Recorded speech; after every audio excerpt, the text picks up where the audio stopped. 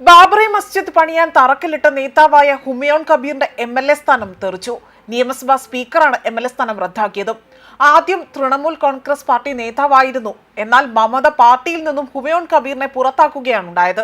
ഏറ്റവും ഒടുവിലാണ് ഇപ്പോൾ MLA സ്ഥാനം അടക്കം റദ്ദാക്കിയിരിക്കുന്നത്. പല തവണയാകട്ടെ ഹുമയൂൺ കബീർ മമതയ്ക്കെതിരെ രംഗത്ത് വരികയും ചെയ്തിട്ടുണ്ട്. മമതയെ ബംഗാളിൽ നിന്നും പുറത്താക്കണമെന്ന ആഹ്വാനം നടത്തി പല തവണയാണ് രംഗത്ത് വന്നത്. മമതയ്ക്കെതിരെ പ്രതിപക്ഷത്തിന്റെ കയ്യിലെ കൊടുവാളായി തന്നെ മാറിയിരിക്കുകയാണ് ഹുമയൂൺ കബീർ.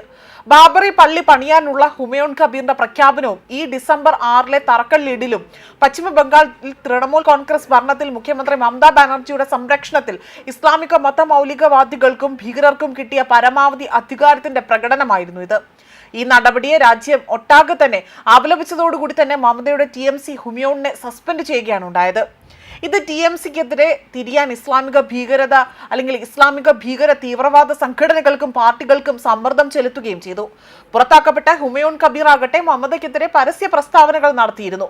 മമതാ ബാനർജി ആകട്ടെ അനന്തരവനെ പാർട്ടിയുടെയും ഭരണത്തിന്റെയും തലപ്പത്ത് അവിടെ അവരോധിക്കാൻ വേണ്ടി ആസൂത്രണം നടത്തുകയാണ് ചെയ്യുന്നതെന്ന ആക്ഷേപമായിരുന്നു ഹുമയൂൺ കബീർ മമതയ്ക്കെതിരെ ആരോപിച്ചത്. കഴിഞ്ഞ ദിവസമാണ് TMCയുടെ MLA ഹുമയൂൺ കബീറിനെ അയോഗ്യനാക്കിയതായി തന്നെ പശ്ചിമ ബംഗാൾ നിയമസഭാ സ്പീക്കർ ബിമർ ബാനർജി അറിയിച്ചത്. മുർഷിദാബാദ് ജില്ലയിൽ ബാബറി ശൈലിയിലുള്ള പള്ളിക്ക് തറക്കല്ലിട്ടതിന് അത് TMC സസ്പെൻഡ് ചെയ്തതിന് ദിവസങ്ങൾക്കുള്ളിൽ തന്നെ ഹുമയൂൺ കബീർ അവിടെ വലിയ രീതിയിൽ ജനതാ ഉന്നയൻ പാർട്ടി എന്ന പുതിയ സംഘടന രൂപീകരിക്കുകയാണ് ചെയ്തത്. 2026 നിയമസഭാ തെരഞ്ഞെടുപ്പിൽ മത്സരിക്കുമെന്നും പുതിയ പാർട്ടിയുടെ 8 സ്ഥാനാർത്ഥികളെ മത്സരിപ്പിക്കുമെന്നും കബീർ പ്രഖ്യാപനം നടത്തിയിരുന്നു. അതേപോലെ തന്നെ ഒരു പൊതുയോഗത്തിൽ സംസാരിക്കവേ തന്നെ സംസ്ഥാനത്തെ 2026 നിയമസഭാ തെരഞ്ഞെടുപ്പിൽ തന്റെ പുതിയ പാർട്ടി മത്സരിപ്പിക്കുന്ന 8 സംസ്ഥാനങ്ങളിലെ കബീർ പ്രഖ്യാപനം നടത്തിയിരുന്നു. ഭരത്പൂരിലെ MLA ആയ കബീർ ആകട്ടെ മുർഷിദാബാദിലെ റജി നഗർ അതേപോലെ തന്നെ 2 സീറ്റുകളിൽ നിന്ന് നിയമസഭാ തെരഞ്ഞെടുപ്പിൽ മത്സരിക്കുകയും ചെയ്യുമെന്ന് പറയുകയും ചെയ്തിരുന്നു. എത്ര സീറ്റുകളിൽ മത്സരിക്കുമെന്ന് പിന്നീട് പറയാമെന്നായിരുന്നു കബീർ വ്യക്തമാക്കിയത്. മമതയെ പുറത്താക്കുക എന്നതാണ് തന്റെ ദൗത്യമെന്നായിരുന്നു പ്രഖ്യാപനം. 6 മത്സരത്തിനുള്ളിൽ അത്തരത്തിൽ നടക്കാനിരിക്കുന്ന നിയമസഭാ തെരഞ്ഞെടുപ്പിൽ മുഖ്യമന്ത്രി മമതാ ബാനർജിയെ അധികാരത്തിൽ നിന്ന് പുറത്താക്കുമെന്നും ഇപ്പോൾ പഴയ ആളല്ല മമതാ ബാനർജി എന്നതായിരുന്നു ഹുമയൂൺ കബീർ പറഞ്ഞത്.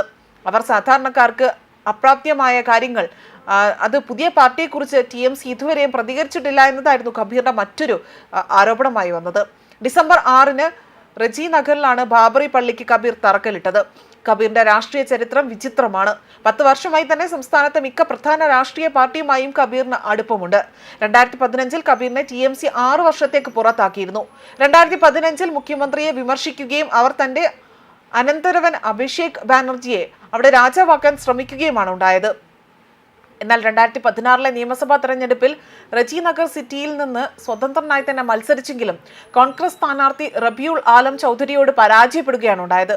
പിന്നീട് അദ്ദേഹം കോൺഗ്രസിൽ ചേരുകയും ചെയ്തിരുന്നു. ന്യൂസ് ഡെസ്ക് കർമ്മ ന്യൂസ്.